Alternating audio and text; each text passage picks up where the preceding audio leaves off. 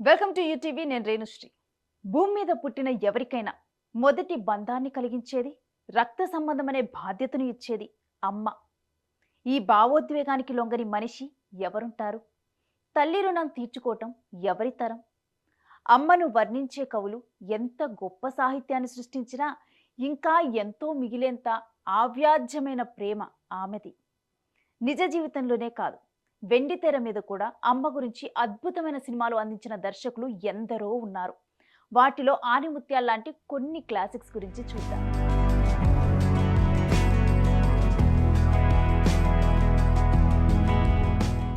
తాగుబోతైన భర్త చనిపోయి నలుగురు పిల్లల బాధ్యత తన మీద పడితే వాళ్లకు గొప్ప భవిష్యత్తు దక్కాలనే ఉద్దేశంతో కడుపు కోతను భరించి వాళ్లను మంచి కుటుంబాలకు దత్తత ఇచ్చే మహోన్నత మాతృమూర్తిగా మాధవి నటన గురించి ఎంత చెప్పినా తక్కువే.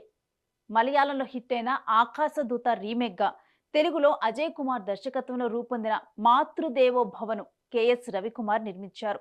2 నంది అవార్డులతో పాటు రాలిపోయే పువ్వా పాటకు వేటూరికి జాతీయ అవార్డు సాధించిన చిత్రమిది. విడుదలైన మొదటి వారంలో కలెక్షన్లు లేక డిస్ట్రిబ్యూటర్లు తీసివేయాలని నిర్ణయించుకున్నప్పుడు థియేటర్ అద్దెలు కట్టి మరీ నిర్మాతలు కొద్ది రోజులు ఆగమన్నారు. మెల్లగా టాక్ పెరిగి జనం తండోపతండాలుగా రావటం మొదలుపెట్టారు. సినిమా చూస్తూ కన్నీళ్లు ఆపుకోలేక కర్చీఫ్లు తడిసిపోతే కొత్తవి ఇచ్చే ఏర్పాటు చేశారు రామారావు. ఒక సెంటిమెంట్ మూవీ 100 రోజులు ఆడటం అనే అరుదైన ఘనతను సంపాదించుకుంది మాతృదేవో భవ. దాసరి నారాయణరావు దర్శకత్వంలో 1991లో విడుదలైన ఈ సినిమాని అగ్ర నిర్మాతలైన అశ్విని దత్, దేవి వరప్రసాద్, త్రివిక్రమరావు నిర్మించడం విశేషం. కుటుంబ బరువు బాధ్యతల్లో మునిగి తేలుతూ నిర్లక్ష్యానికి గురైన అమ్మ ఒక్కసారి తనకు తాను రాజీనామా ఇచ్చుకుంటే ఏమవుతుంది అనే అద్భుతమైన పాయింట్తో చూసి ప్రతి ఒక్కరి కళ్ళు చెమ్మగిల్లేలా, హృదయం తడిసేలా చూపించారు దాసరి. చక్రవర్తి సంగీతంలో సీతారామ శాస్త్రి రాసిన సృష్టికర్త ఒక బ్రహ్మ అనే పాట ఒక మేలిమి ముత్యం. ప్రముఖ కెమెరామెన్ చోటా కె నాయుడికి ఇది మొదటి సినిమా. అమ్మ పేరుతో 2001లో లక్ష్మి ప్రధాన పాత్రలో కన్నడ రీమేక్ చేస్తే ఒరిజినల్ స్థాయిలో ఆడకపోవటం దాసరి ప్రతిభకు మచ్చుతునక. కైకాల సత్యనారాయణ, సాయి కుమార్, బ్రహ్మానందం, కవిత, ప్రసాద్ బాబు, తులసి, బాబు మోహన్, అన్నపూర్ణ లాంటి ప్రతిభావంతులైన నటీనటులు ఈ మాస్టర్ పీస్లో భాగమై విజయంలో తమ వంతు పాత్ర పోషించారు. కమర్షియల్ గాను అమ్మ రాజీనామా బాక్సాఫీస్ వద్ద మంచి విజయం సాధించింది. విజయ్ యాంటోనీ హీరోగా 2016లో వచ్చిన బిచ్చగాడులో పండిన మదర్ సెంటిమెంట్ ఈ దశాబ్దంలో బెస్ట్ అని చెప్పొచ్చు.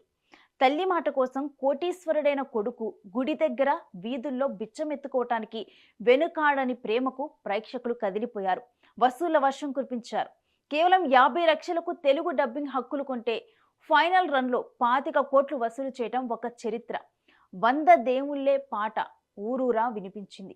శశి దర్శకత్వంలో మే 16న విడుదలైన బిచ్చగాడు మన స్టార్ హీరోలను పోటీని తట్టుకొని బ్లాక్ బాస్టర్ కావటం విశేషం. పాన్ ఇండియా స్థాయిలో 100,000 కోట్లు కొల్లగట్టిన కేజీఎఫ్లో అంతర్లీనంగా ఉన్న మదర్ సెంటిమెంటే సినిమా మొత్తాన్ని నడిపిస్తుంది. తల్లికిచ్చిన మాట కోసం ఒక పెద్ద బంగారపు సామ్రాజ్యాన్ని సృష్టించిన రాఖీబాయ్ తాను సముద్రంలో మునిగిపోయే క్షణంలోనూ అమ్మనే తలుచుకుంటూ ఎపిసోడ్లో దర్శకుడు ప్రశాంత్ నీల్ చూపించిన నైపుణ్యం 100 ఎలివేషన్ల కన్నా గొప్పది. సందర్భోచితంగా వచ్చే తల్లి తాలూకు ఫ్లాష్ బ్యాక్ సీన్స్ ఆడియన్స్ మీద చాలా ప్రభావం చూపించాయి. విజయంలో తమదైన పాత్రను పోషించాయి. టైం ట్రావెల్ కాన్సెప్ట్ కి అమ్మ సెంటిమెంట్ ను జోడించిన దర్శకుడు శ్రీకార్తిక్. అక్కినేని అమలా పోషించిన తల్లి పాత్ర ద్వారా కొడుకు శర్వానంద్తో పండించిన ఎమోషన్స్ స్క్రీన్ మీద గొప్పగా పండాయి. 2022 సెప్టెంబర్లో విడుదలైన ఈ టైం థ్రిల్లర్ 25 కోట్లకు పైగా వసూలు చేయటం బట్టి ఈ భావోద్వేగం ఆడియన్స్ ని ఎంతగా కనెక్ట్ చేయి ఉంటుందో అర్థం చేసుకోవచ్చు. వరుస ఫ్లాపుల్లో ఉన్న శర్వానంద్కి గొప్ప ఊరట కలిగించిన ఒకే ఒక జీవితం గత కొన్నేళ్లలో వచ్చిన వన్ ఆఫ్ ద బెస్ట్ మూవీగా చెప్పుకోవచ్చు. మాఫియా సామ్రాజ్యమే తన చెప్పు చేతుల్లో ఉన్న కనిపించకుండా పోయిన తల్లి కోసం తల్లడిల్లిపోయే ఛత్రపతిగా ప్రభాస్ నటన గురించి ఎంత చెప్పుకున్నా తక్కువే. ఇంత బలమైన ఎమోషన్స్తో రాజమౌళి తీసిన బెస్ట్ కమర్షియల్ మూవీ ఇదేనని చెప్పొచ్చు.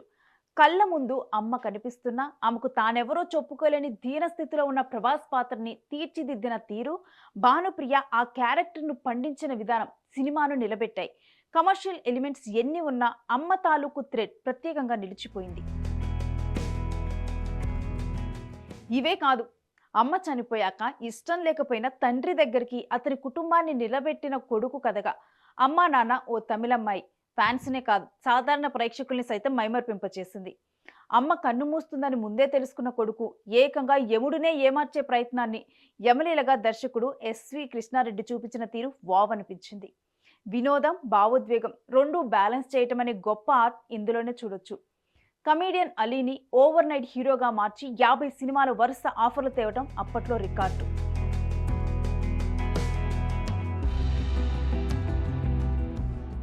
మానసిక ఎదుగుదల సరిగ్గా లేకపోయినా అమ్మ చెప్పిన మాట, నేర్పించిన పాఠం గుర్తుపెట్టుకొని తీవ్రవాదుల నుంచి జనాన్ని రక్షించటం కోసం ప్రాణాలే త్యాగం చేసిన కొడుకు కథ అమ్మ చెప్పింది.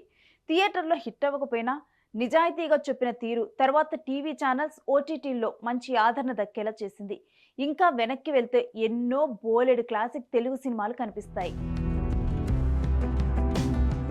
అమ్మ అంటే మాటల్లో కొలవలేని భావోద్వేగం, పాటల్లో వర్ణించేందుకు భావాజాలం సరిపోని ఎమోషన్. అందుకే ఎన్ని సినిమాలు వచ్చినా భవిష్యత్తులో రాబోతున్నా దీనికి తిరుగులేదు. ఎందుకంటే భూమి ఆకాశం కన్నా ఉన్నతమైనది, శాశ్వతమైనది అమ్మే కనుక.